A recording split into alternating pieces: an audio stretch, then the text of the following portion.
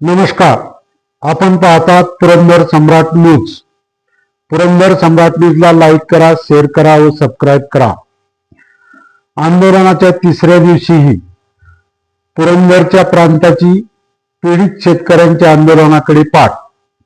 पुरंदर आंबोडी तालुका पुरंदर जिल्हा पुणे येथील महारत्नाच्या शेत जमिनीतून आर्थिक तडजोडीतून मंडल अधिकारी यांच्या अहवालाची पडताळणी न करता व पीडित शेतकऱ्यांना नोटीस न देता त्यांना गैरहजर दावून मूळ शेतकरी नसलेल्या अनवर शेख नावाच्या व्यक्तीस वतनी जमिनीतून रस्ता करण्याचा आदेश पुरंदरचे तहसीलदार विक्रम राजपूत यांनी दिलेला आहे. त्यामुळे तहसीलदार यांनी दिलेला आदेश रद्द करण्यात यावा या मागणीसाठी आंबोडी येथील वतनधारक शेतकरी यांनी सोमवार दिनांक 19 जानेवारी 2026 पासून उपविभागीय अधिकारी तथा प्रांत पुरंदर यांच्या कार्यालयासमोर बेमुदत आंदोलन सुरू केले आहे. परंतु आंदोलनाच्या तिसऱ्या दिवशीही पुरंदरच्या प्रांत वर्षा लांडगे यांनी आंदोलनकर्त्याकडे निंखूनही पाहिले नाही. त्यामुळे पीडित शेतकऱ्यांनी न्याय कुणाकडे मागायचा हा प्रश्न निर्माण झाला आहे. याबाबत हकीकत अशी आहे की अनवर शेख यांनी मौजे आंबोडी येथे व्यवसायासाठी अलीकडे जमीन खरेदी केलेली आहे. ते मूळ शेतकरी नाहीत व ते मूळ आंबोडी गावचे रहिवासी नाहीत.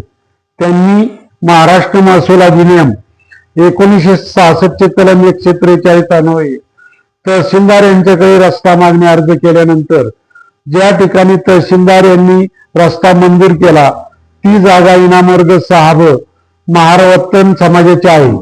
सदर ठिकाणी पाणंद रस्ता नाही, शिव रस्ता नाही, सर्वे नंबरचा बांध नाही, त्या ठिकाणी लोकवस्ती नाही. असे असताना सदर व्यक्तीस रस्ता देण्यात संबंधित शेतकरी बांधील नाहीत.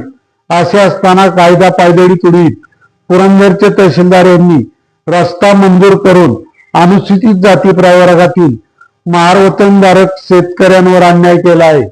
त्यामुळे पीडित शेतकरी तहसीलदार यांनी दिलेल्या आदेशाला स्थगित द्यावी या मागणीसाठी शेतकरी प्रकाश रणपिसे, चंद्रकांत रणपिसे, अशोक रणपिसे हे इतर शेतकऱ्यासह बेमुदत आंदोलनात बसले आहेत.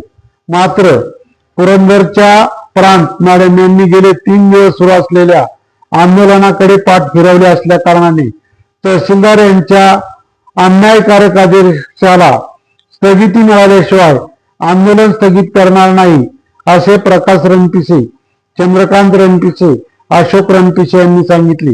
यावेळी सुनील रणपिसे, कल्पना रणपिसे, सुनंदा रणपिसे, रुपाली रणपिसे, शालिनी रणपिसे, सरस्वती गंगावणे, महादेव विकू बोरकर, नामदेव बोरकर, महादेव चंद्रकांत बोरकर, सकाराम बोरकर, सुधीर शेलार, गुलाबराव सोनवणे, विष्णुदादा भोसले आदी उपस्थित होते.